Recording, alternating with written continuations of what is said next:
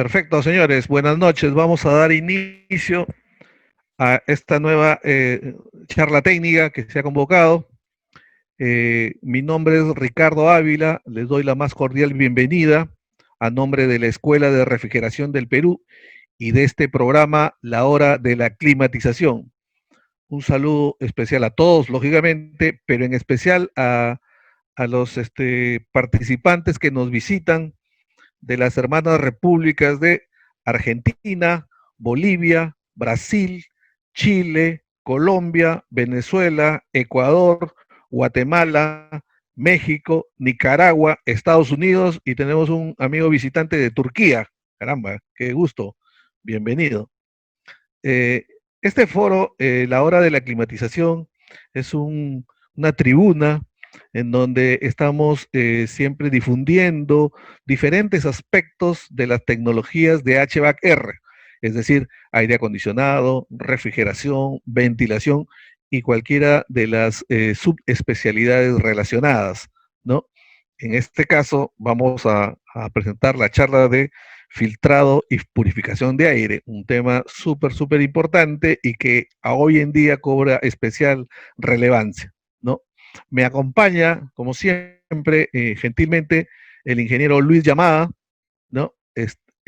Luis, el ingeniero Luis Llamada es ingeniero mecánico, egresado de la Pontificia Universidad Católica del Perú, es tiene muchísimos años en nuestra especialidad, es el actual presidente de la Asociación Peruana de Calefacción, Ventilación, Aire Acondicionado y Refrigeración, ADVAR, es la asociación peruana, ¿no? Entonces nos acompaña, como siempre, gentilmente en este evento, porque el ingeniero Yamada va a hacer la presentación oficial de este evento y del expositor, ¿correcto? Como siempre, amigos, estamos a su disposición, ¿no? Tratando de siempre estar en esta difusión permanente de la tecnología de HVAC-R.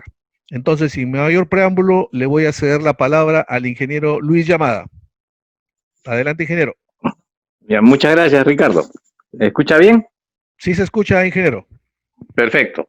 Muy buenas tardes a todos. Espero que todos estén bastante bien, a pesar de la pandemia, pero tenemos la ventaja de poder capacitarnos y aumentar nuestros conocimientos mediante estos foros, especialmente ligados con la Escuela de Refrigeración de Perú, que por lo menos cada 15 días se hace este tipo de evento.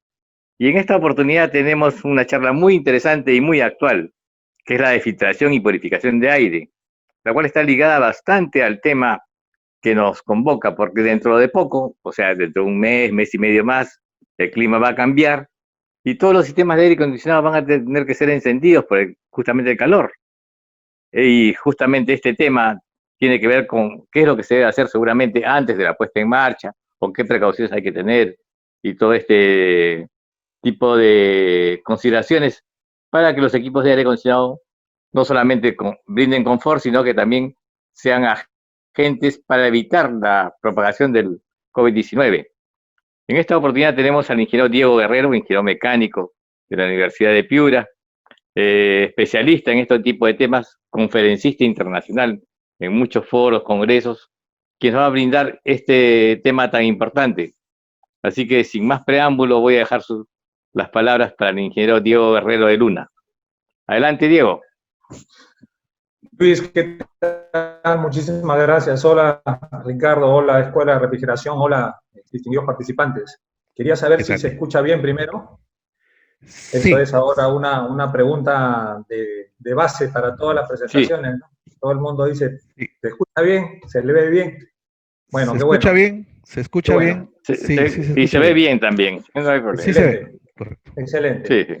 Entonces, bueno, así como mencionaba Luis, este tema es un tema súper importante que cobra más relevancia justamente por lo que nos está pasando actualmente, ¿no? En los últimos 6 meses la vida ha cambiado muchísimo. Vamos a tratar de ver aquí un panorama sobre lo que es el filtrado y la purificación de aire y qué significa esto. por más que he tratado de reducir la presentación, he quedado con cerca de 140 diapositivas, o sea que en realidad voy a intentar presentarlas todas en una conversación de alrededor de hora y media, para que no se cansen tampoco mucho. Una de las primeras cosas que hay que mencionar es esto de, ya que estamos hablando de filtrado y purificación de aire, quiero recordar un poco sobre lo que son las sustancias respirables, ¿no? Y las sustancias respirables son aquel material particulado que está alrededor de los 10 micrones para abajo y que generalmente está suspendido en el aire, ¿no? Hay que tener en cuenta esto porque, por ejemplo, el tamaño que tiene el coronavirus que se transporta en las gotas de aerosol, el tamaño del coronavirus es muy pequeño, es alrededor de 0.1 micras, ¿no? Entonces ingresa a las vías respiratorias y se aloja en los alvéolos pulmonares, causando el daño que ya todos sabemos, ¿no? Ahí, por ejemplo, podemos ver los tamaños de partículas que van reduciéndose en la medida que ingresan en la vía respiratoria, ¿de acuerdo? Entonces, nos ubicamos con las partículas respirables alrededor de los 10 micrones para abajo. Vamos a ver algunos antecedentes sobre lo que significa el filtrado y la purificación del aire. En el año 82, la Organización Mundial de la Salud definió a ese conjunto de enfermedades, a ese conjunto de enfermedades, digamos así, o de malestares que sentían las personas en los edificios, llámense náusea, mareos, resfriados persistentes, etcétera, irritaciones de la piel, de los ojos, lo definió como el síndrome del edificio enfermo en el año 82. Y eso ocurre por la deficiencia de ventilación y, entre otras cosas, también por la calidad de aire interior. Es decir, la calidad de aire interior no solamente va del hecho de la cantidad de aire limpio o externo o nuevo que se ingresa, sino también a qué contenido, a qué material particulado está presente dentro de ese ambiente. Y ese material particulado puede ser, ese material particulado puede ser partículas de polvo o puede ser también agentes patógenos que se tratan como material particulado, como vamos a ver más adelante. Es un antecedente. Otro antecedente que quiero mostrarles es que ahora se habla mucho del aerosol. Y este aerosol, la definición de aerosol está incluida en el capítulo de la RAE, del manual de la RAE, ¿no? El manual de la RAE, en este caso el manual de sistemas y equipos, que tiene un capítulo dedicado a los limpiadores de aire para contaminantes particulados, ¿no? Y en eso habla de que los aerosoles son partículas comprendidas entre 3 rangos. 0.1 micras para abajo, que se llama el modo ultrafino, ¿no? De 0.1 a 2.5 micras, que son el modo fino, digamos, y las que son mayores a 2.5 micras, que son conocidas como modo coarse o modo grueso, ¿no? Esos son los aerosoles en general. Aerosoles que pueden venir, por ejemplo, de los humos de combustión de un auto, ¿no? Que pueden venir de, ya cuando hablamos de bioaerosoles, estamos hablando de la respiración, por ejemplo, ¿no? Que es un aerosol, pero de origen biológico, y que ahora toma mucho más fuerza, ¿no? Son de especial preocupación esos bioaerosoles que están en el aire interior, debido a su asociación con alergias, asmas y su capacidad para causar enfermedades. Y fíjense la definición que dice acá, esa es una definición que aparece en el manual de ASRAE, con una investigación de Wheeler del año 94, que está hablando de que los aerosoles virales y bacterianos en el aire generalmente se transmiten por núcleos de gotitas, que le llaman droplet nuclei. Dice que promedian alrededor de 3 micrómetros.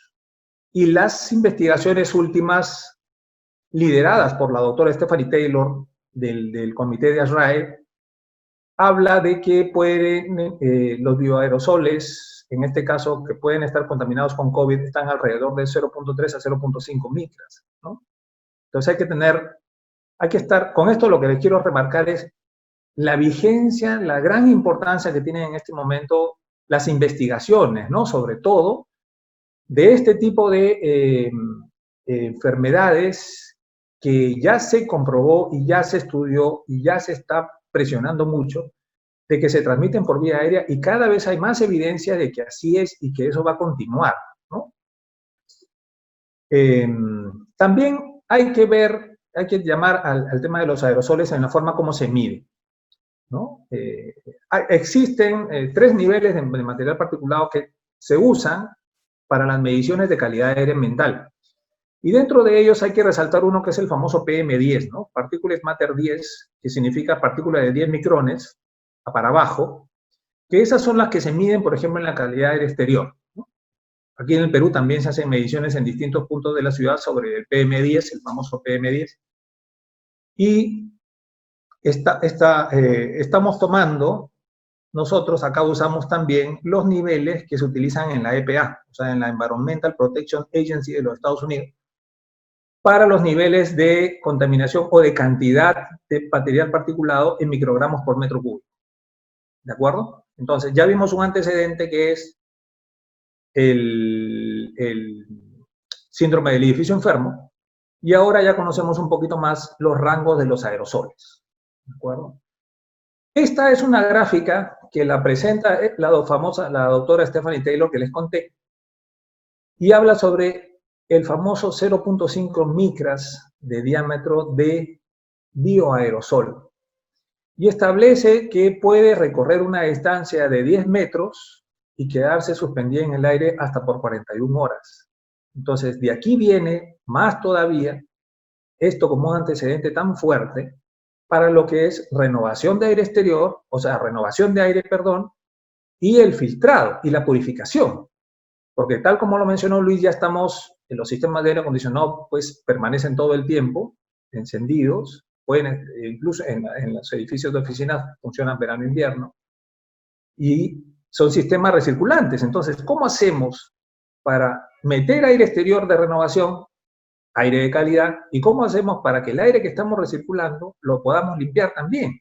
Entonces, eso vamos a revisar. Entonces, aquí hay un antecedente adicional por el hecho del bioaerosol según las últimas investigaciones. Esta es una noticia de julio de 2020. Fíjense, es recién, ¿no? Los científicos instan a la OMS a considerar que el coronavirus también se transmite por aerosoles. ¿Y por qué muestro esto? Porque la OMS ha insistido mucho en el contagio por contacto. Entonces, la mascarilla, entonces la limpieza de manos, entonces la limpieza de superficie, entonces el distanciamiento, muy bien, sí. Pero el contacto es una de las fuentes de contagio.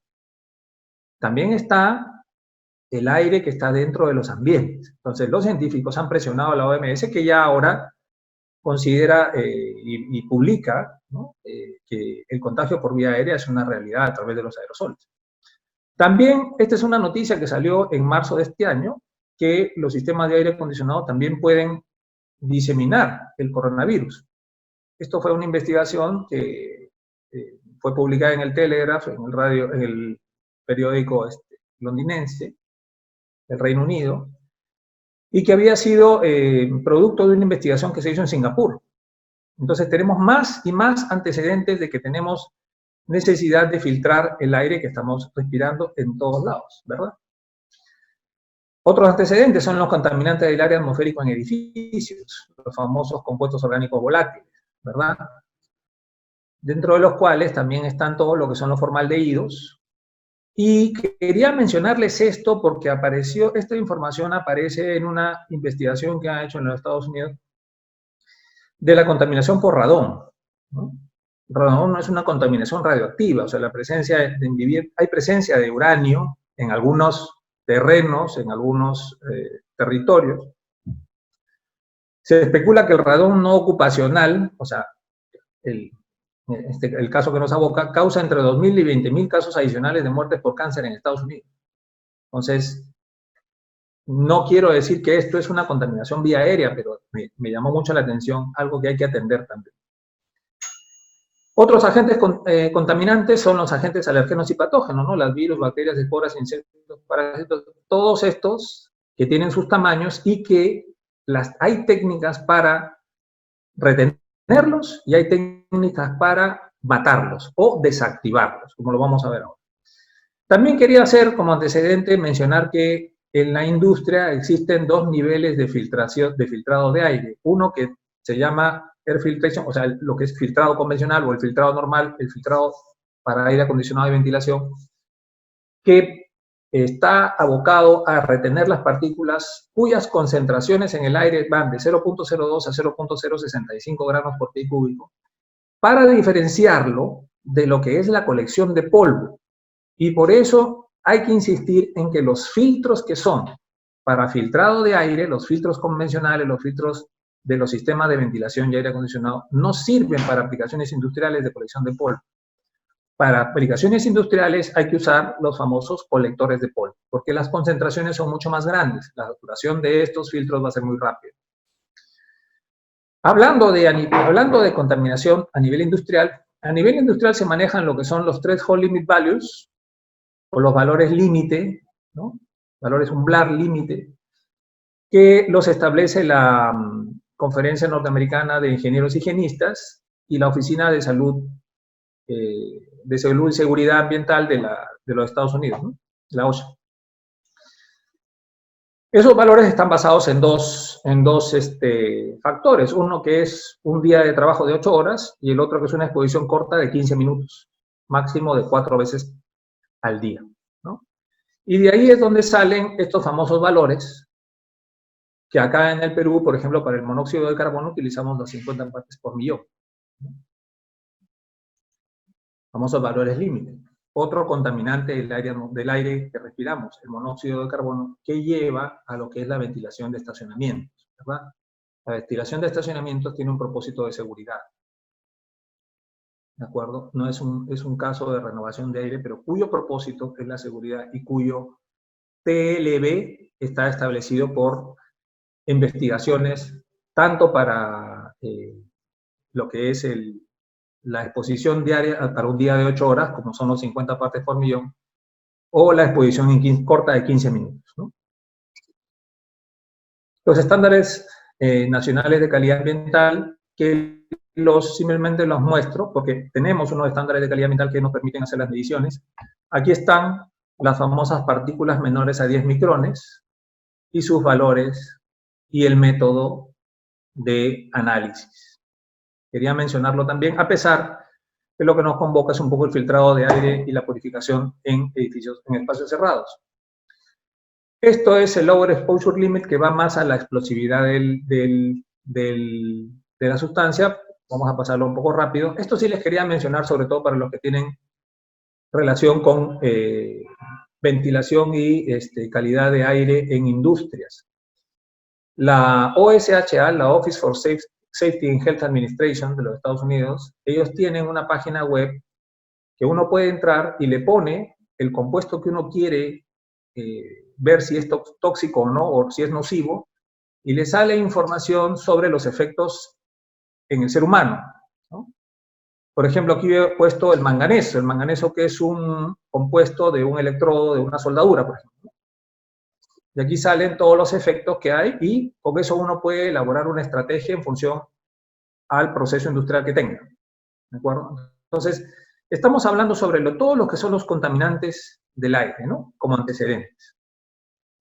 En resumen, podríamos decir que los contaminantes por su tipo son humo, gases, vapores, de los cuales hay que ver la inflamabilidad, la capacidad corrosiva, la volatilidad, la nocividad, etcétera, y que hay una estrategia para filtrarlos, atraparlos, contenerlos.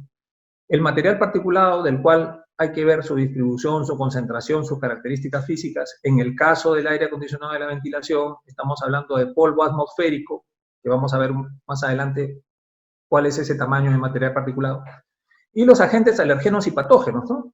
Los agentes alergenos y patógenos, que son las bacterias, los virus, los más importantes porque generan enfermedades, pero también hay agentes alergenos como esporas o levaduras, ¿no? Y así. Para mejorar la calidad del aire que respiramos es necesaria la ventilación, que va al volumen, va a la cantidad, pero también el filtrado y la purificación, que va a la calidad, ¿no? El aire tiene contaminantes. Entramos entonces un poco a lo que es el filtrado de aire. Esta es una gráfica que aparece en el manual de la Industrial Ventilation, que es un libro muy importante que yo lo recomiendo también, Industrial Ventilation, publicado por la ACGIH, que habla sobre el tamaño de las partículas y los diferentes nombres de los materiales particulados que hay en el ambiente, o de los diferentes gases que hay en el ambiente. De esta gráfica, vamos a tomar esta, que es un poquito más específica, y ustedes pueden ver ahí 4 cajas. La caja que está más abajo habla sobre las impurezas atmosféricas depositables, o sea, el polvo atmosférico, cuyo rango de material particulado va de más o menos desde 1 hasta 100 micras. ¿De acuerdo? Vemos también el rango de las bacterias, que van desde 0.3 hasta 10 micras. Está claro que son tamaño de bacterias, también hay colonias. Los virus son más pequeños. Estamos hablando de mucho más pequeños que las bacterias. Por tanto, mi estrategia de propagación o de mi estrategia de control de bacterias es distinta, o tiene que ser distinta de mi estrategia de control de propagación de virus. De hecho, en los hospitales, el método más común para evitar la propagación de bacterias son los filtros de alta capacidad, mientras que la estrategia más común para contener al virus es el manejo de las presiones diferenciales en los ambientes. Fíjense también en el tema de las moléculas de gas, es decir, mi estrategia de control o eliminación o captación, retención de olores, por ejemplo, que está a nivel molecular, tiene que ser muy distinta de lo que yo empleo como material particulado. ¿De acuerdo? Entonces, esto también lo menciono, esta gráfica también lo menciono como antecedente. Adicionalmente a esto, esta es una gráfica que aparece en la SRAE, el manual de SRAE, de fundamentos. También menciona, tiene mucho de la información anterior, pero aquí quería mencionarle las emisiones de cocina en restaurantes, ¿no? Fíjense el enorme rango de material particulado de las emisiones de cocina. Y las emisiones de los procesos de cocción tienen tal rango de material particulado que emplean 4 principios de filtrado para captar toda la grasa producida y los olores. ¿De acuerdo? Es uno de los casos más exigentes, porque además la grasa es combustible, es olorosa, es pegajosa, está caliente, y encima tiene un rango de material particulado muy grande. ¿De acuerdo? Muy bien. En el caso de la evaluación de los filtros de aire, estamos hablando de filtración de aire o air filtration, existe el estándar 52.2, cuyo predecesor fue el estándar 52.1, que ASHRAE tiene como el método de evaluación de los filtros. En realidad habla de air cleaning devices, o sea, los dispositivos de limpieza de aire, y esa eficiencia está basada en la remoción por tamaño de partícula. ¿De acuerdo? Es un estándar muy específico, de los cuales los filtros con los cuales los filtros son evaluados y son categorizados, como vamos a ver un poquito más adelante. Algo que también quería mencionarles es que el filtrado es secuencial. ¿Y por qué les muestro esta gráfica? Esta gráfica aparece en el libro del Industrial Ventilation de la ACGIH. ¿De acuerdo? Libro que yo recomiendo mucho. Y esta es la famosa Sylvan Chart, que es el rango de material particulado, rango del tamaño de partícula y las eficiencias de los colectores. Estamos hablando de colectores a nivel industrial, pero yo quería mostrarles esto. Esa parte de la gráfica, en donde vamos de derecha a izquierda, estamos yendo con menor tamaño de partículas, ¿no? Estamos disminuyendo el tamaño de partículas. Y vean cómo en la industria, por eso cuando uno va a la industria encuentra diferente, dependiendo de la industria, claro, en la industria maderera, ellos tienen virutas de madera desde tamaño grande hasta polvo muy finito. Está claro que hay que hacerlo en secuencia y ir capturando en el proceso desde el más grande hasta el más pequeño. Empezando por los ciclones de baja resistencia, fíjense, que captura más o menos en el rango desde 10 a 200 micras, grandes. Estamos hablando después de los ciclones de alta eficiencia, los colectores húmedos, los cloth arrestors, que son los filtros de cartuchos o filtros de bolsa, y los precipitadores electrostáticos al final. Menciono esto porque quiero recalcar que los precipitadores electrostáticos no son filtros únicos, son filtros finales. Muchas veces encuentro precipitadores electrostáticos puestos como filtros únicos y lo único que hacen es llenarse de material y dañarse. Previamente hay que filtrar el material más grande. Entonces, aquí les hablo de la secuencialidad del filtrado.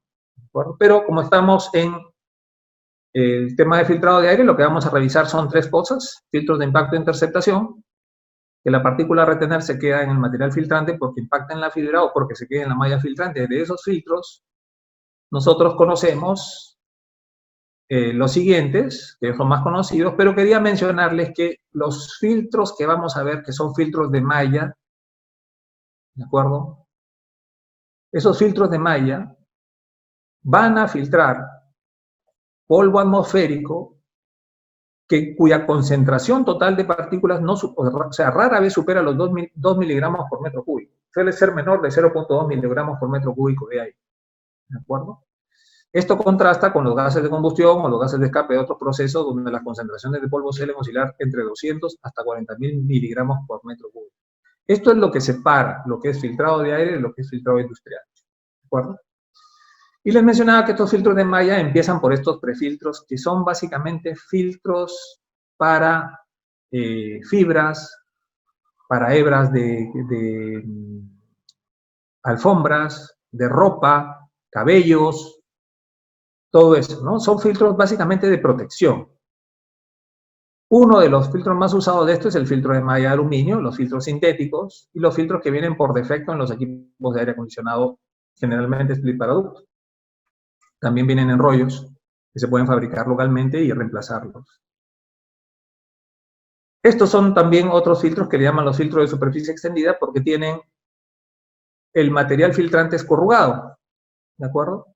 Y lo que habría que hacer, lo que habría que decir de estos filtros, a diferencia de los de aquí, es que este filtro, los prefiltros generalmente son filtros de tipo panel, y los filtros de superficie extendida son los famosos corrugados, cuya superficie filtrante es mucho mayor que la del panel. En el panel, el área del filtro es igual al área del medio filtrante.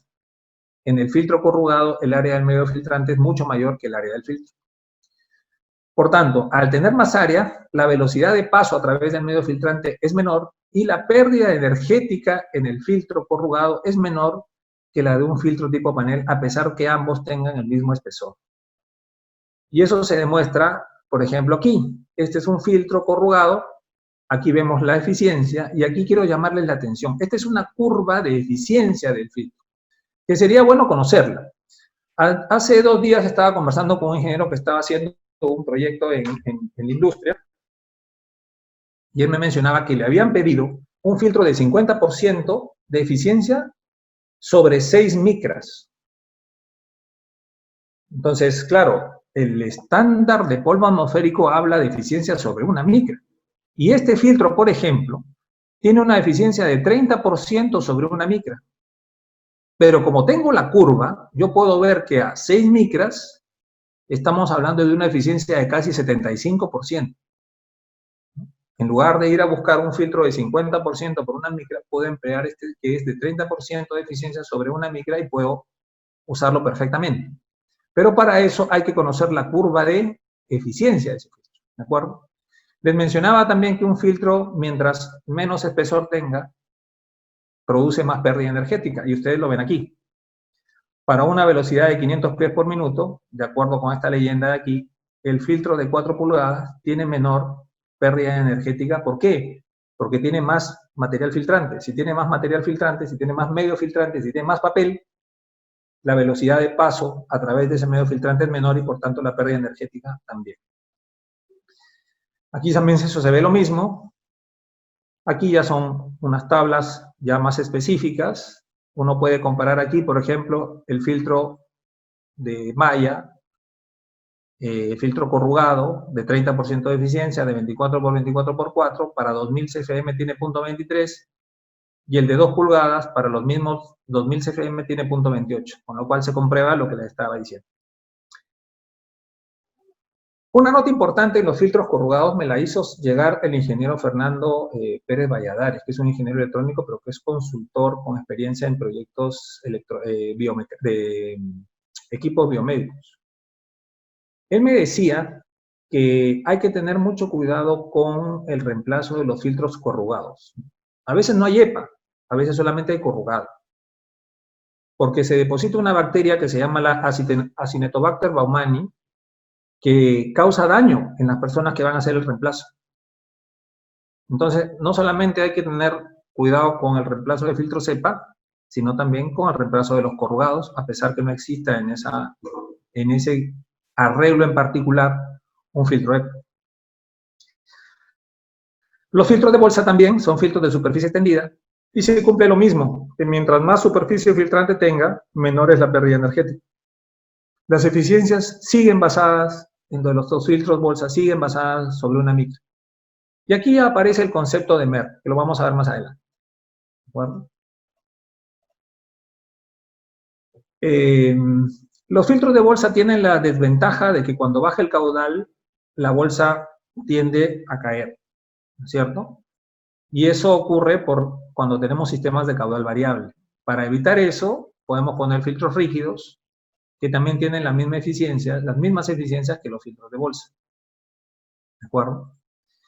Y los famosos filtros cepa, que son filtros de alta eficiencia, porque están basados en 0.3 micras. ¿Recuerdan cuando empezamos a ver la tabla de la distribución de material particulado? Teníamos ahí que el rango de bacterias era de 0.3 a 10. Y este filtro EPA está basado en su eficiencia está basada en 0.3 micras. Por algo es, ¿no es cierto? Es un filtro de alta eficiencia, se denomina así, y está pensado en aplicaciones médicas para evitar para el control de propagación de bacterias. De estos filtros yo quería llamar la atención en dos casos. Uno es el filtro EPA estándar y el otro es el filtro EPA de alta capacidad. El filtro EPA de alta capacidad, fíjense que puede manejar, este es un filtro estándar, cuyo caudal máximo es 1430 CFM para uno de 24 por 24 por 12, con una caída de presión de 1.35.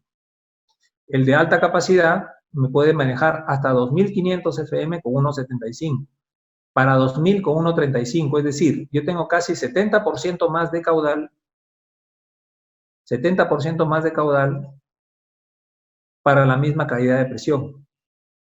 Entonces, es una buena opción utilizar filtros EPA de alta capacidad que son un poquito más caros, no mucho más, pero me permiten hacer unas cajas de filtros mucho más, de unas dimensiones más estándares y que concuerdan con los filtros de bolsa y los prefiltros que me sirven de previos, de filtrado previo. ¿De acuerdo? Y eso lo vamos a ver, ahí está lo que les decía. Prácticamente donde termina el filtro EPA estándar, arranca el filtro EPA de alta capacidad. El concepto de MERP, que no es otra cosa que un índice de eficiencia, ¿no? Que aparece con el estándar 52.2 en reemplazo del 52.1 que habla de restancia y de una eficiencia DOP, ¿no?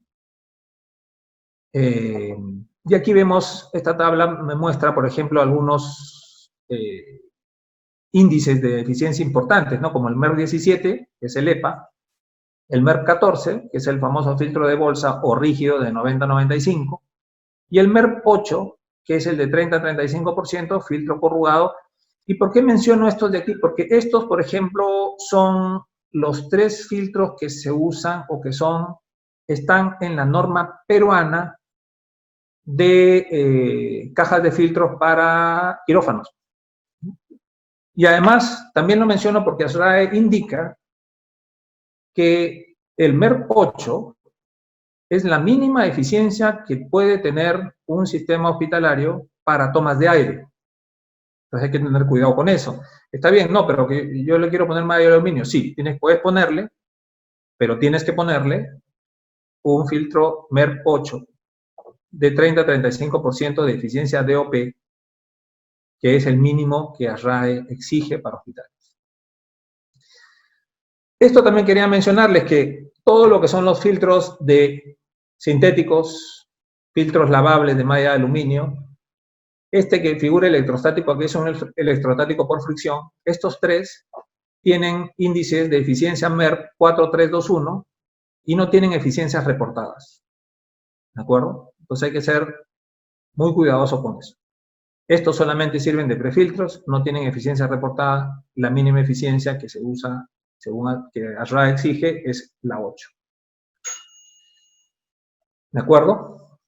Y esta es una gráfica que aparece también en la RAE Handbook de Sistemas y Equipos, en donde vemos dónde se aplican dentro de una manejadora de aire el orden en que deben estar los filtros, empezando por los prefiltros, ¿de acuerdo? Seguimos, en este caso, con el filtro final, que puede ser un filtro de paz, ¿de acuerdo? Vamos en orden ascendente. Esto también les quería comentar, para pasar ya de los filtros de malla digamos, pasar a otro tema. El documento de posición de ASHRAE que salió en febrero de este año, ya cuando la pandemia había iniciado en otros países, aquí se declaró en marzo, habla que tenemos que tener en todas las aplicaciones, fíjense todas las aplicaciones que hay aquí, establecimientos del cuidado de la salud, establecimientos correccionales, educativos, alimentos y bebidas, todos, hoteles, deberíamos tener el sistema central de filtración, es decir, todas las tomas de aire, por ejemplo, deben estar filtradas. Todas. Aplicación, el nivel de prioridad en su aplicación alta y el nivel de investigación para seguir investigando qué más podemos hacer para tener calidad de aire interior es alta también, ¿no? Entonces, cobra más importancia conocer cómo funciona y qué necesitamos para filtrar el aire de manera adecuada. También este documento de posición, que es un documento que habla, en este caso esta tabla, habla sobre las estrategias de control para el contagio vía aérea, ¿no? La ingeniería que hay que hacer. También habla sobre la UVGI, que es la irradiación germicida ultravioleta. También lo menciona, y la menciona como de alta prioridad. Y la investigación de la más alta prioridad. ¿Por qué? Porque la radiación ultravioleta elimina el agente patógeno, lo mata. En el caso de la bacteria se puede decir que la mata, y en el caso del virus puede decir que lo desactiva. Entonces, tanto en ambientes como en las unidades manejadoras, ASHRAE en su documento de posición de febrero de este año establece que es importante y de alta prioridad el uso de emisores ultravioleta y de un sistema central de filtrado. ¿De acuerdo? Bueno, aquí solamente para reforzar lo que les decía de los valores mínimos de MERP, el MERP 7, que está, el MERP 7 o MERP 8 es prácticamente lo mismo, y el MERP 14 para ambientes de inyección de aire, ¿no? Y el MERP 17 también. Este también es un documento que les quería mostrar, que es el documento de posición sobre filtrado y limpieza de aire de ASHRAE, que salió en enero de 2018, pero que tiene fecha de expiración 2021, fíjense. O sea, ya está próximo a vencer y seguramente va a incluir todas estas cosas que nos están pasando en los últimos 6 meses, ¿no? O 7. Allí, bueno, esto es el alcance, y ahí menciona algo bien interesante, fíjense. Habla sobre los filtros mecánicos y electrónicos. Los filtros mecánicos son los que acabamos de ver. Los limpiadores de aire del tipo absorbedores, sorbedores, que son el carbón activado, esos. Habla también sobre la oxidación fotocatalítica, que la vamos a ver más adelante. Habla sobre la radiación germicida ultravioleta, UVC. Habla sobre las combinaciones entre ellos, limpiadores empaquetados usando tecnologías múltiples. Habla también de los dispositivos generadores de ozono, y sobre este generador de ozono lo que dice es que en sus conclusiones y recomendaciones habla de que los dispositivos de ozono para limpieza de aire no deberían ser usados en espacios ocupados, ¿no? Debido al efecto negativo del ozono. En todo caso, hay que tratar de que esa concentración de ozono en el ambiente sea medida y que no exceda el 0.05 parte por millón, ¿no? Que se conoce como el nivel máximo de ignición. Bueno, aquí un poco para resumir el tema de los filtros que hemos visto. evalúo un par de casos reales en donde se calculan las pérdidas energéticas de la caja de filtros. Acá, como les digo, en Perú se usan 3 etapas de filtrado: filtro corrugado, filtro de bolsa y filtro EPA para lo que es inyección de aire en quirófanos. Y para la extracción de pacientes infectados se utilizan solamente 2, el corrugado y el EPA. ¿De acuerdo? Entonces, aquí hacía un cálculo de la pérdida energética. No es propósito explicarles todo, pero sí, esto lo van a tener también. Lo que al final quiero mencionar es que, fíjense aquí, cómo hay necesidad de calcular la pérdida energética, ya sea en el corrugado, en el bolsa y en el EPA, y muchas veces con el cálculo ahorramos energía para la parte eléctrica. Es decir, la caja de filtros es un elemento de resistencia al flujo de aire. ¿De acuerdo? Y más o menos, para que tengan una idea, es 1 HP por cada 1000 CFM de inyección de aire en quirófano. En la medida en que nosotros podamos reducir la pérdida energética en las cajas de filtros, bien diseñadas, bien calculadas, y las caídas de presión de los filtros, la conozcamos y la conocemos porque tenemos información técnica, entonces vamos a poder ahorrar dinero en la operación. ¿De acuerdo? Las cajas de filtrado hago mucha insistencia en eso, sobre todo acá en Perú, porque hay muchos casos en donde las hacemos muy mal y tenemos que insistir en esto para que las hagamos bien. Ahora, les muestro esto de las cajas de filtros. ¿Por qué? Porque quiero llegar acá. Quiero llegar a estas cajas de filtros de aquí. Estas cajas de filtros back-in, back-out son cajas de filtros que se utilizan en aplicaciones de bioseguridad. Son muy herméticas, son capaces de resistir hasta 20 pulgadas de presión. Y aquí entra el aire sucio, sale aire limpio, y dentro está el filtro. ¿De acuerdo? Tienen unas compuertas de cierre hermético, compuertas de cierre cero, y tienen unos dispositivos de desinfección. Por aquí se abren estas compuertas y puede entrar gas para limpiar acá adentro el filtro, porque estos solamente se utilizan en aplicaciones de bioseguridad.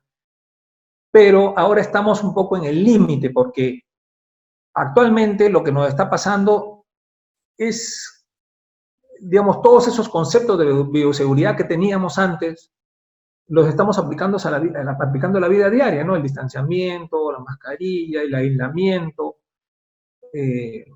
todos estos conceptos que antes eran ajenos en la vida cotidiana, ahora los estamos incorporando. Entonces, estas cajas back-in, back-out son cajas que se utilizan en aplicaciones de bioseguridad y que tienen, por ejemplo, los filtros vienen embolsados, previamente embolsados para evitar el contacto con el reemplazo, ¿no? En la presentación que ustedes van a tener, aquí pueden entrar aquí a este enlace y ustedes pueden ver ahí con un poquito más de detalle, ¿no? Ahí se ve, por ejemplo, a unos técnicos con su traje Tíbet, ¿no? Y con sus máscaras reemplazando un filtro, a pesar de que esta caja ya viene con una separación física, que es una bolsa, pero igual hay que ponerse esos trajes. Se pueden imaginar si es que la caja si es que la caja es de fabricación local, por ejemplo, y hay que ir a reemplazar una caja que tiene aerosol con COVID-19, hay que tener mucho más cuidado, ¿no? Por eso que hay que informarse bien sobre eso y conocer las técnicas que hay. Cajas de filtrado de todo tipo, y estas son las más exigentes para bioseguridad, ¿no? Las back-in, back-out. Recalco que las cajas deben ser herméticas, contar con puertos de presión y manómetros para ver la pérdida energética. Hay que saber si es de suministro o extracción para usar puertos de desinfección, en el caso de extracción con EPA. Compuertas avisagradas, sellos de neoprene, manijas para apertura y cierre, no utilizar autorroscantes ni pernos, eso hace perder hermetismo. Doble pared con aislamiento interno si tenemos aire acondicionado. Usar filtros de alta capacidad, EPA, y evaluar la pérdida de presión en la caja y estar atentos al arranque inicial, ¿no? Porque en el arranque inicial uno no considera el filtro está limpio y por tanto voy a tener un sobreflujo, ¿no? Un flujo mayor. Y ventiladores de laterales inclinados hacia atrás que tienen, cuyo motor nunca se sobrecarga, ¿no? Muy bien, hasta ahí hemos hablado un poco de lo que es filtrado, ¿no? Con el concepto de retención, hablando de la malla, ¿no? ¿Cierto? De la malla retenedora, ¿no? El estándar 52.2 y el concepto de eficiencia con MERV, ¿no? Que el concepto de MERV, o Minimum Efficiency Reporting Value, el valor mínimo de eficiencia reportado, es un índice de eficiencia que está en correspondencia con la eficiencia de OP del estándar 52.1. Lo reemplazó, ¿no? Ahora vamos a hablar un poquito de purificación de aire, que está más ligado a lo que son agentes patógenos, ¿no? Recordamos esto, es muy importante, fíjense, yo les voy a contar una experiencia personal. Yo vengo visitando los hospitales desde el 23 de marzo, o sea, la cuarentena se establece el día 16, dieron 1 el 16 de marzo.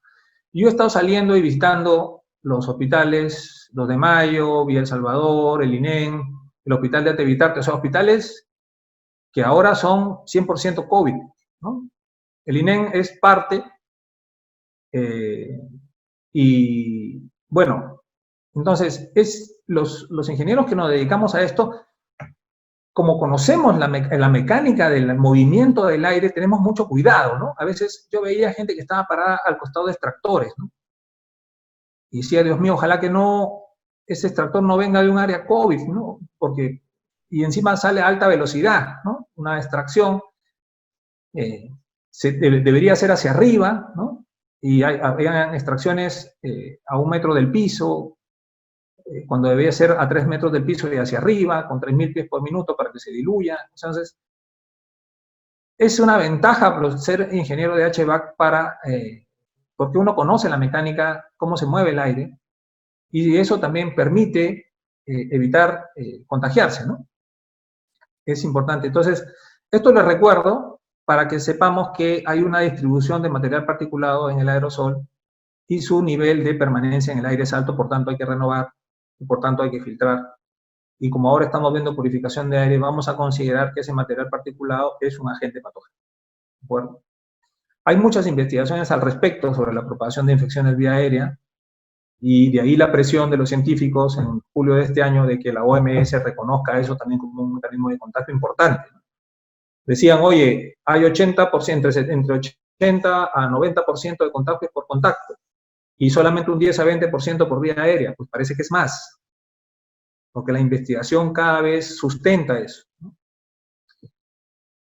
Y como uno de esos eliminadores de agentes patógenos puedo mencionar a la irradiación ultravioleta, ¿de acuerdo? Esa irradiación ultravioleta que no es otra cosa que la onda electromagnética en el rango de los 400 nanómetros, ¿no? 400 y tantos nanómetros. Entonces, esa irradiación es la que, perdón, 254 nanómetros, aquí está. Estaba confundiendo con 254 nanómetros, y que es letal para el virus, letal para los agentes patógenos, a tal punto que se establece lo que se conoce como la dosis letal para el microorganismo, ¿no? En microwatts por segundo por centímetro cuadrado.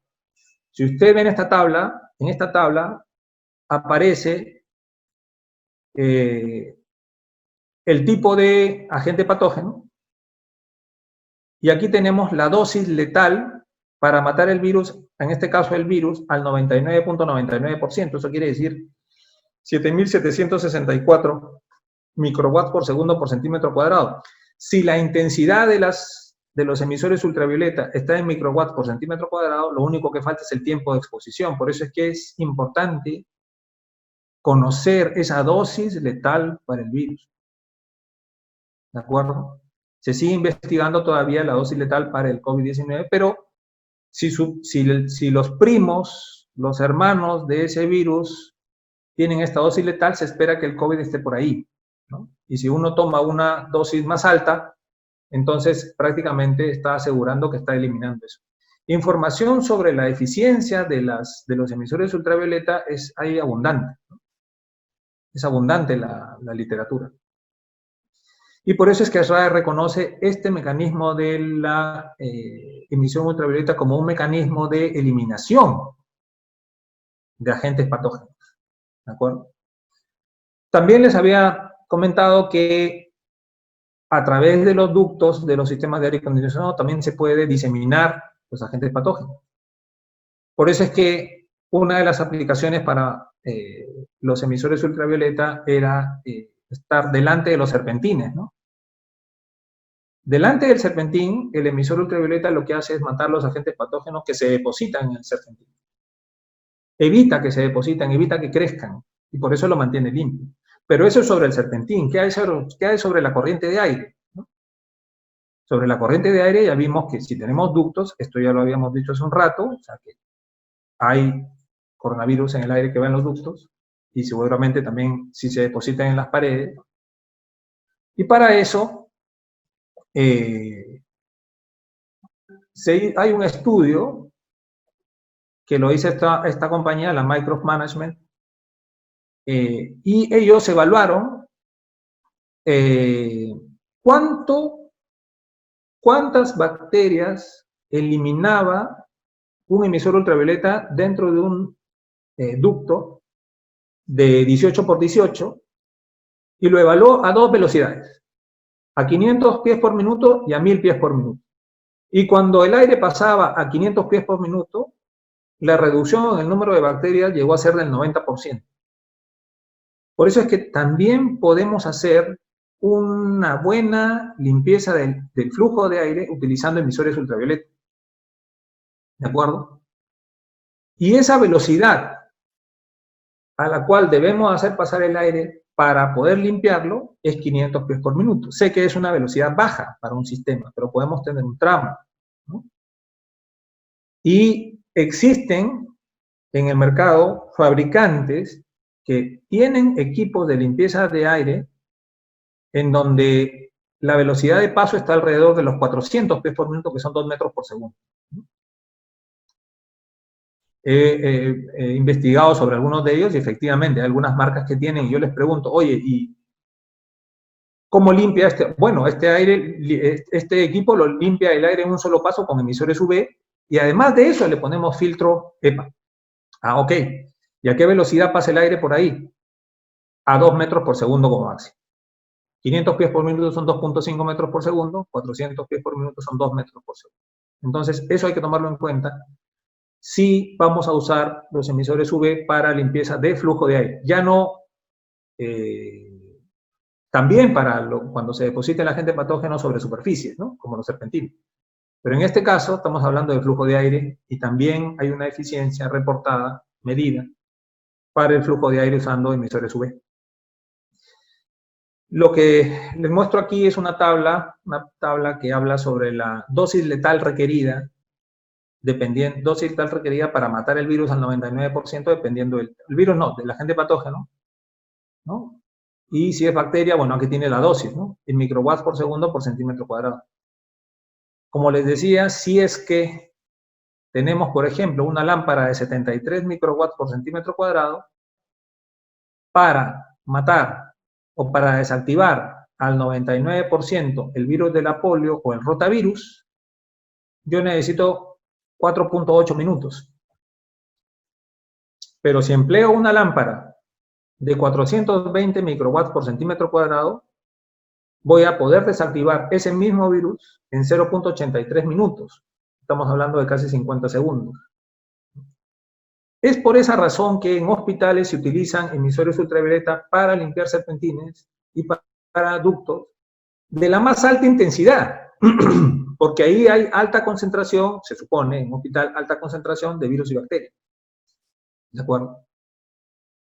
73 microwatts por centímetro cuadrado es una intensidad de lámpara típica para aplicaciones de oficinas o residenciales, ¿no? Para un equipo, internamente, digamos, en el ducto. No hay que olvidar que el efecto de la irradiación ultravioleta se potencia cuanto más cerca está al punto del contaminante y también con el ducto metálico. El ducto metálico multiplica, amplifica la intensidad de la lámpara. ¿De acuerdo? Eso también hay que usarlo a nuestro favor. Todas las lámparas tienen la intensidad medida a 1 metro, o sea, 40 pulgadas de distancia.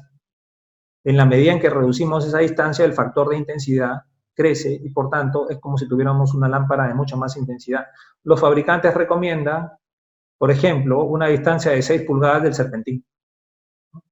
Y a 6 pulgadas es como si tuviéramos 20 lámparas de la misma intensidad, ¿no? O una lámpara de esa intensidad multiplicada por 20. Esto era lo que les mencionaba de la desinfección en flujo de aire. Ahí aparece el 2.5 metros por segundo. ¿De acuerdo? Y también ASHRAE también reconoce, como ya les dije, el tema de la irradiación ultravioleta germicida y recomienda estos dispositivos que se colocan en la parte superior de los ambientes, se prenden, están prendidos todo el tiempo y van desinfectando el aire en esta zona. Esta es la zona de desinfección. Pero por convección natural, el aire sube y baja y así se limpia el ambiente constantemente.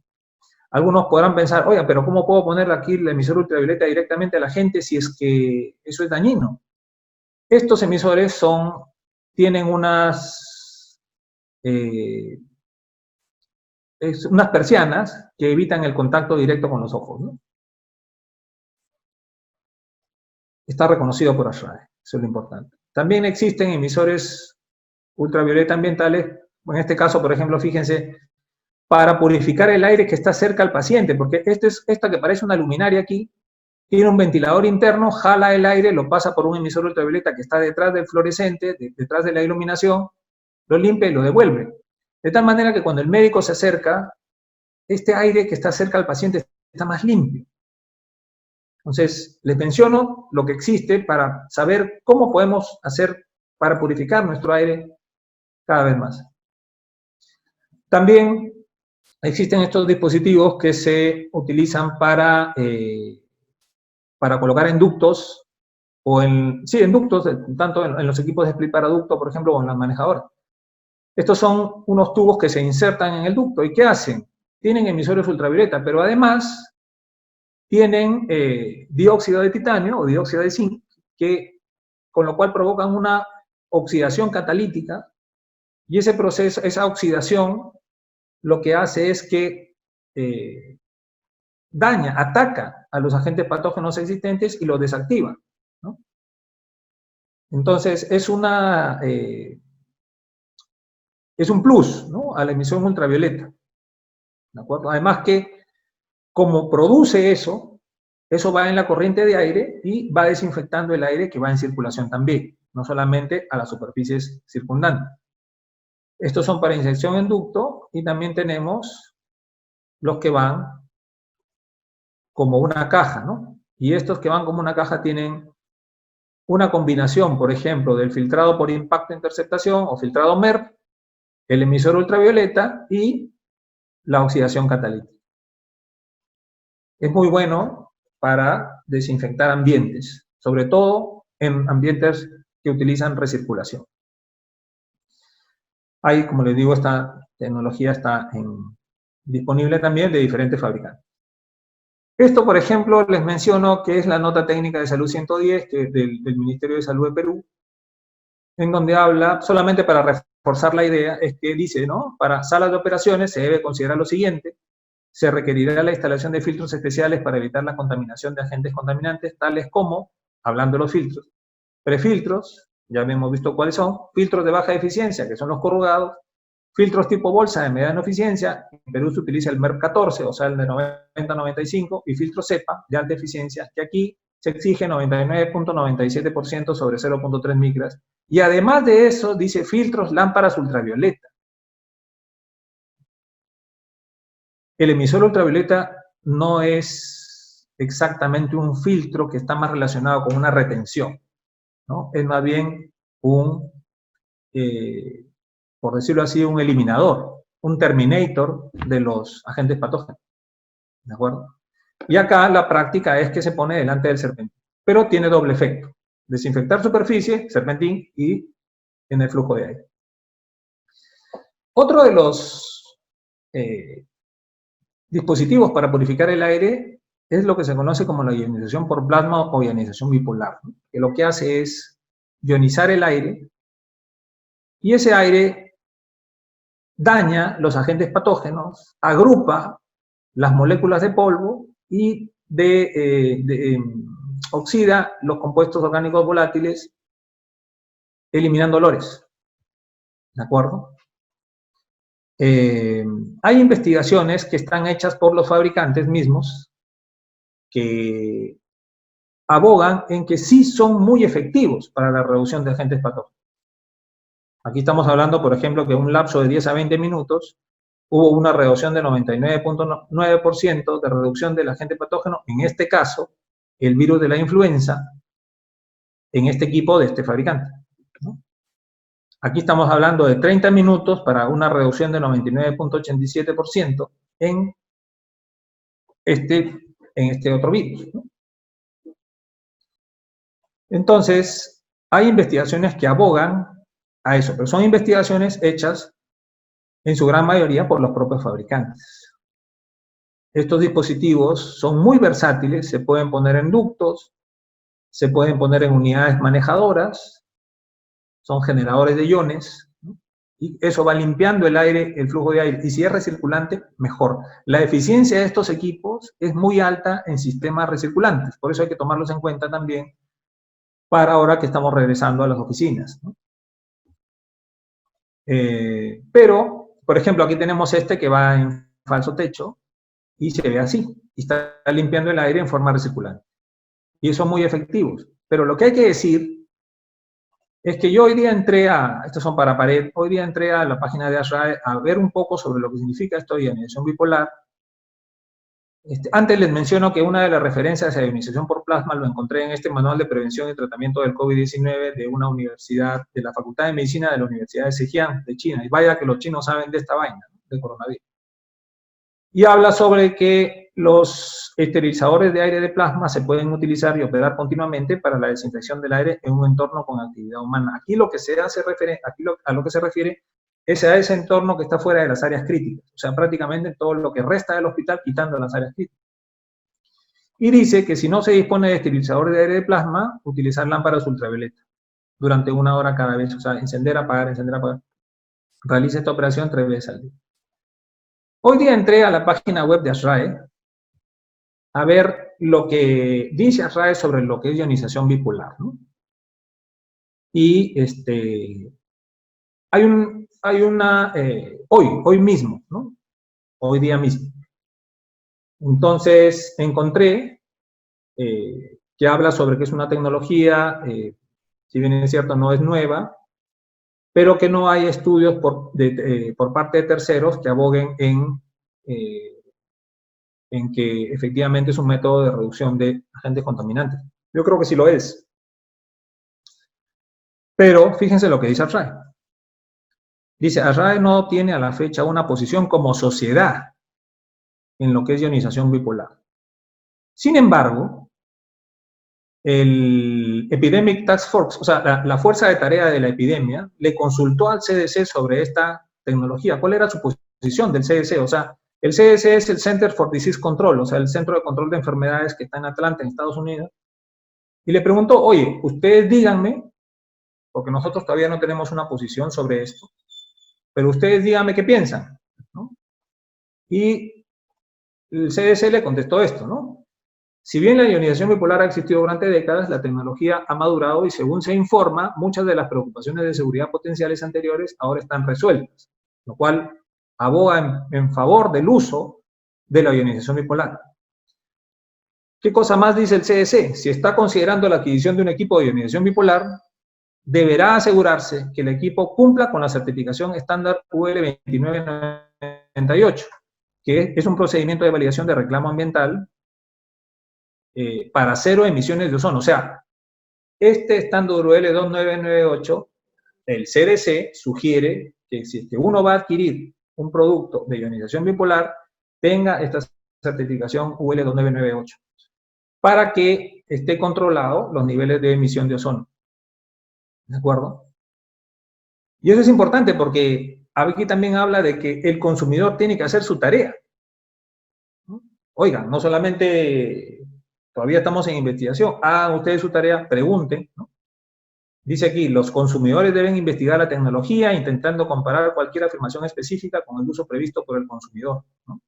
Los consumidores deben solicitar datos de rendimiento, de eficacia, que demuestren cuantitativamente un beneficio protector claro en condiciones consistentes, bla, bla, bla.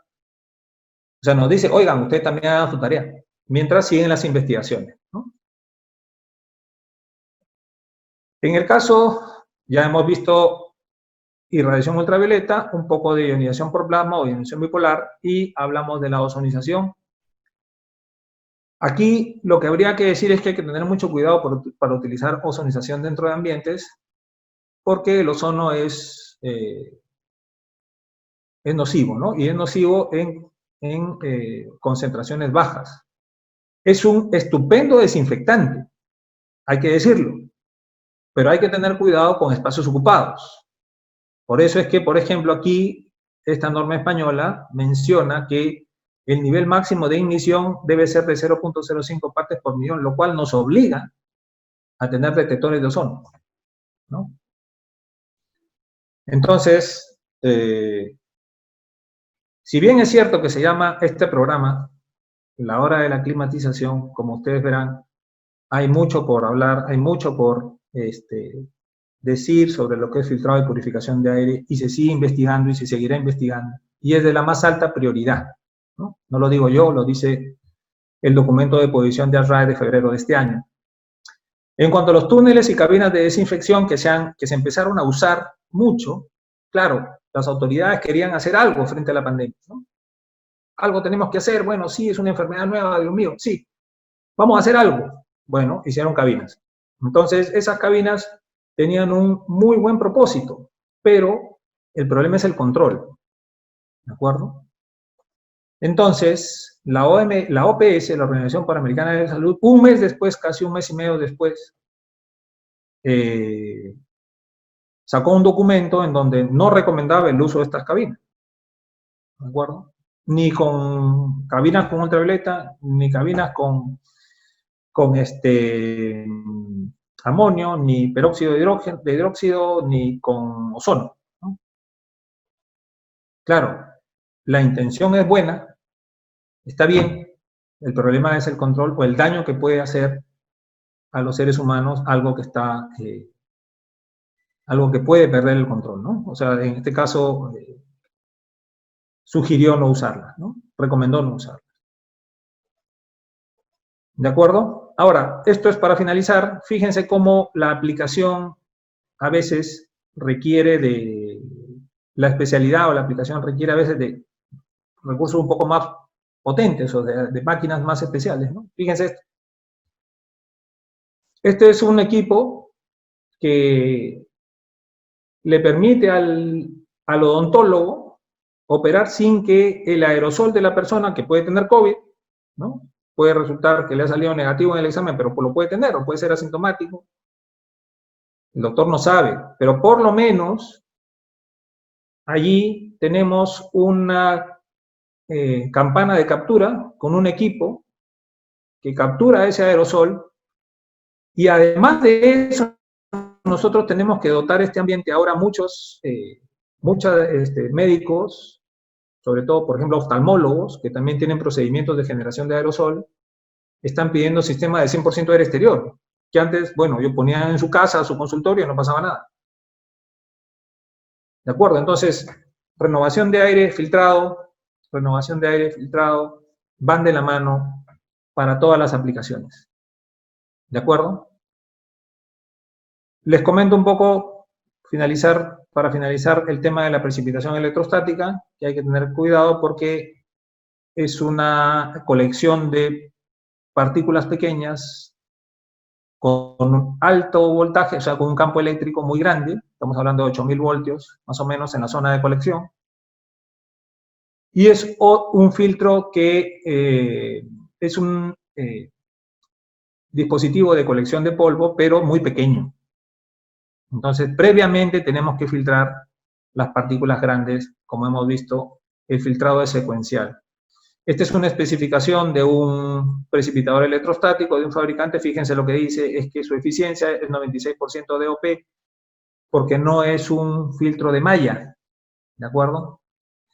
Y es eficiente al 96% sobre 0.01 micras, entonces de nada me va a servir si este lo utilizo como filtro único, porque todas las partículas grandes se van a pasar, ¿no? Se van a pasar directamente. Y en el caso del filtro de olores, filtro absorbedor o filtración en fase gas, tenemos las distintas sustancias que sirven para el filtrado de olores, las mezclas entre ellas.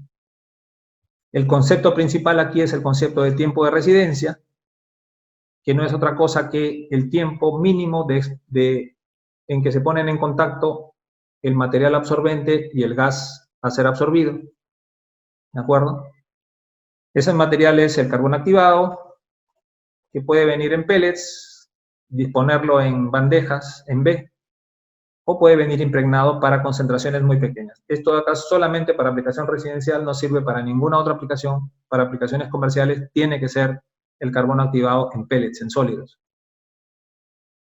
Y esa disposición del material filtrante, del medio absorbedor, tiene que ser en B, porque lo que queremos es que el tiempo de exposición sea lo suficiente para poder retenerlo. Para eso necesitamos área.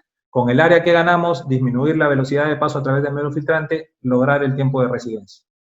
Todo lo que sea filtrado de olores, mi recomendación es que trabajen mucho con los fabricantes. Esto es más ingeniería química que mecánica. ¿De acuerdo?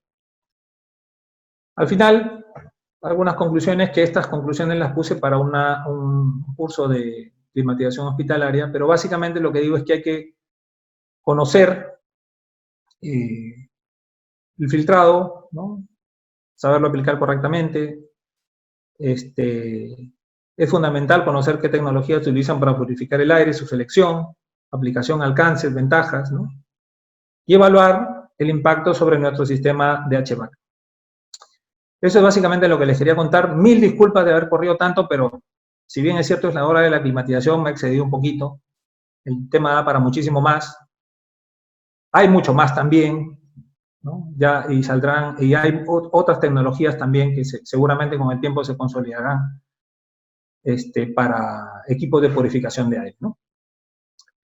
Eso es todo. No sé, Ricardo, ¿tengas algún comentario, algún cierre?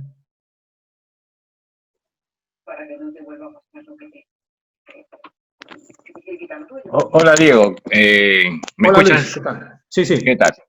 Brillante tu exposición, ligeramente rápida, ligeramente, no es Sí, muy sí, rápida. sí. Estaba más o menos Sí, la bien. verdad. Algunas consultas que me están llegando de casualidad. Sí. ¿Qué pasa con los equipos que son del tipo split directamente sobre el ambiente, como los mini split, por ejemplo? ¿Qué se puede poner ahí? Miren, esa es una estupenda pregunta, porque cuando estaba más o menos iniciando la presentación, hablé sobre dos cosas. Hablé sobre la renovación del aire, hablé sobre el filtrado, ¿verdad?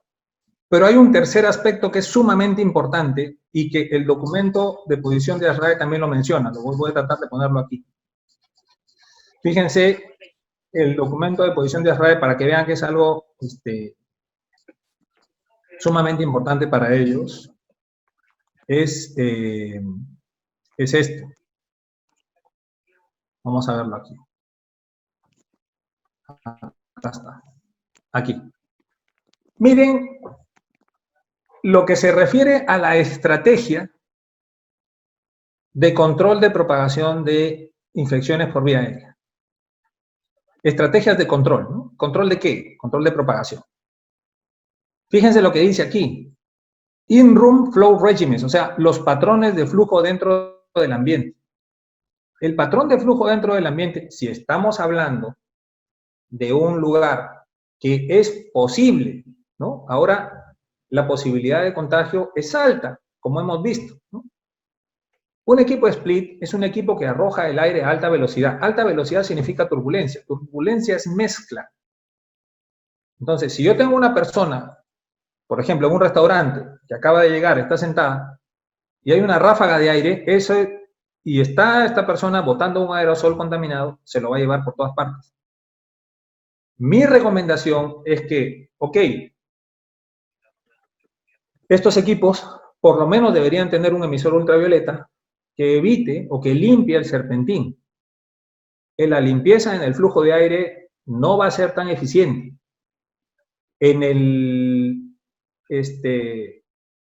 Es más, se están eliminando totalmente de los consultorios, se están eliminando de los, en estas salas que les digo de estos médicos que antes operaban con su split. Entonces, hay que tener cuidado con eso, sobre todo cuando se emplea, bueno, ahora hay que tener cuidado en general, ¿no? Tratar de sistemas de baja velocidad de aire. Ok. Otra consulta. Me dicen, ¿qué pasa con la renovación de aire? ¿Cuál es la mínima recomendada cuando hay público, digamos, en un restaurante? Pues todavía sigue valiendo el estándar 62.1, ¿no? Lo que pasa es que lo que hay que tener en cuenta es que hay que tener bajas velocidades, o sea, insuflar aire con rejillas más grandes, ¿no? Para tener bajas velocidades de flujo, igual el aire acondicionado va a caer. Al momento que regresa, hay que limpiar ese aire, ¿no? Y un poco la renovación cuando hay gente, por ejemplo, en un piso de una oficina, ¿no? Todavía sigue valiendo el CFM por persona y el CFM por pie cuadrado del estándar 62.1. Entonces, ahí estarían los niveles de renovación. Ok, listo. Dice, acá hay una consulta más. La sala COVID-19, ¿hay alguna tabla que indique los cambios por hora? Creo que más o menos es lo que tú acabas de comentar. En el caso de ambientes con pacientes COVID, estamos hablando ya de una aplicación médica, ¿no? Entonces, ese es diferente. El CDC y el estándar ASRAE 170 establecen que hay un mínimo de 12 cambios por hora. 12 cambios por hora. Claro, porque normal va entre 5 y 6, pero bueno, para el caso COVID es 12, ni hablar. 12 cambios mínimos. Ok. Acá también hay otro tipo de consulta. Si tengo que cambiar filtros, los filtros normales a EPA, también tendré que cambiar el equipo por la pérdida de presión del ventilador. Lógicamente, bueno, sí es verdad. Es verdad. Porque se produce una pérdida de carga. Sí. Claro. Es verdad. Por eso es que hay necesidad de ir, o sea, si es un sistema recirculante, entonces hay que manejar la limpieza en flujo de aire, porque el filtro EPA es un filtro retenedor. Si nosotros usamos emisores ultravioleta, estamos limpiando el flujo de aire y no generamos pérdida energética, porque la lámpara no genera pérdida energética. Así es. Eso. Y otra cosa es que también si utilizamos sistemas recirculantes, incrementamos muchísimo la eficiencia de eliminación de agentes patógenos si utilizamos, por ejemplo, ionización por plasma, ¿no? Claro. Entonces, es un poco eso, ¿no? Y última consulta, porque para que no te canses. ¿Se puede usar una combinación de ionización bipolar, fotocatálisis, emisores UV y ozonización a la vez? Esa es la pregunta. Mira, te respondo más o menos con esto. Estos son sistemas que se comercializan y se comercializan muy bien. Por ejemplo, Ustedes ven ahí filtrado MER, eliminación de agentes patógenos ultravioleta en 3 etapas. En 3 etapas. Y además, fotocatálisis. Oxidación fotocatalítica, ¿no? Entonces, sí existe y sí es posible. Yo lo único que recomiendo es que utilicen estos equipos de fabricantes reconocidos, claro, ¿no? Para que esté todo compatibilizado, ¿no? El flujo de aire, por ejemplo. Claro que sí. Sí, sí. Y la pérdida de carga también que se produce. La pérdida de carga también, ¿no? Claro. Así es. Yo tengo entendido de que lo único que está realmente estandarizado o certificado por ASRE es la parte de VC y los filtros de EPA. Pero los demás están como en prueba, como que vamos a ver los resultados, algo así. Pero que no es que no los recomiende, o sea, se pueden utilizar, pero claro, ya depende del que vende. Aquí dice, por ejemplo, ¿no? Es importante para mí volver a enfatizar que los CDC, o sea, el CDC trabaja mucho con ASRAE, ¿no? Sobre todo ahora que ASRAE ha puesto la ETF, ¿no? La Epidemic Task Force. Sí, no brindan recomendaciones a favor o en contra de ningún fabricante o producto, ¿no? Entonces, y ellos lo dicen, si bien la disminución molecular ha existido durante décadas, la tecnología ha madurado y según se informa, muchas de las preocupaciones de seguridad han sido resueltas. O sea, no dicen nada, simplemente dicen, oye, si lo vas a usar, pregunta bien y que tenga por lo menos el estándar UL 2998. Así es. Bueno, ya, última pregunta ya, porque dice, si tengo un edificio empresarial con sistemas de agua helada, o sea, fan coil de agua helada, e inyección de aire fresco en falso techo, ¿qué medidas se deben tomarse un ASRAE para implementar sobre el COVID-19? Pues fíjate, nuevamente, ¿no? Vamos a poner esto para recordar. Es muy importante, entren a internet, descárguense ese documento porque es un documento guía, ¿no? Así es. Es un documento guía. O sea, este documento del documento de posición de ASRAE es muy importante. Aquí, fíjense, dice, ¿cuáles son las estrategias de control de propagación o mejor dicho, para el control de la infección por vía aérea? Y te mencionan aquí los diferentes edificios, ¿no? Estrategias, claro, así es. Y uno puede encontrar aquí la ventilación por dilución, por ejemplo, en todo se debe hacer la renovación de aire, en todo. ¿Qué prioridad de presión alta? ¿No? Otro, el sistema central de filtración, prioridad alta en todos los ambientes. Alta, y para todos, ¿no? así es. Emisión ultravioleta, prácticamente en todos. Así es. Patrones de flujo, prioridad alta. Presión diferencial, alta. Entonces, con esto uno puede tener bastante idea de qué cosas, por dónde puede ir, ¿no? Claro. Sí. Bueno, muchas gracias por la presentación, realmente brillante. Esperamos tenerte para que sigas ampliando el tema en otra oportunidad. Siempre a la orden. Sí. Perfecto. Vamos a estar en contacto. Estimado Diego. Por mi parte, felicitaciones y gracias por la participación. Gracias, Luis. Sí, Carlos. Gracias, ingeniero. Estimado Diego, muchísimas gracias. Unas felicitaciones también por como siempre, tan magistral exposición. Te felicito, soy seguro, a nombre de todos los participantes.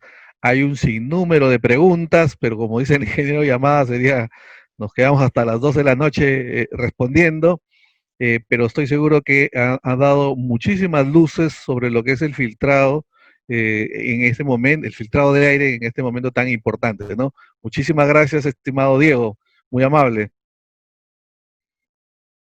Igualmente, muchas gracias, estimado ingeniero Yamada, por su participación siempre tan importante y sus comentarios tan valiosos. Le agradezco a la ADVAR, a la Asociación Peruana de Aire Acondicionado, Ventilación y Refrigeración. Igualmente a todos ustedes, estimados amigos y participantes, muchas gracias por su presencia. Hay muchas preguntas, hemos tratado de responder las más importantes con la limitación de tiempo que se tiene. Los invito a que nos continúen siguiendo en los diferentes eventos. Próximamente ya está corriendo la publicidad. Va a haber, el ingeniero Guerrero va a dictar el seminario sobre filtrado y purificación de aire. Va a ser un seminario para los que deseen profundizar en este tema, y ya con cálculos y con ejemplos prácticos, va a haber un seminario que va a dictar el ingeniero Procchio. Ahí está, va a salir ahí está el seminario Filtrado y Purificación de Aire, arranca el 11 de septiembre para los que estén interesados y los que deseen profundizar. ¿Correcto? Por mi parte, pues, nuevamente agradecerte, Diego, por tu gentil participación y tan magistral exposición. Muchas gracias, Diego. Gracias también, Ricardo. Gracias, gracias. Había ido el internet un ratito. Sí, sí, sí. Perfecto, perfecto. Y nuevamente, pues, a todos nuestros participantes nacionales acá de Perú, como a todos los extranjeros, muchísimas gracias, y que nos continúen siguiendo. Para los que deseen certificados, también pueden comunicarse con la señorita Karina o donde se registraron. Ok, muchas gracias a todos. Muchas gracias a todos por su asistencia. Muchísimas gracias. Gracias, gracias. Hasta luego. Hasta luego, ingeniero Llamada. Muchas gracias. Ya, chao, Luis. Chao a todos. Chao, chao, chao.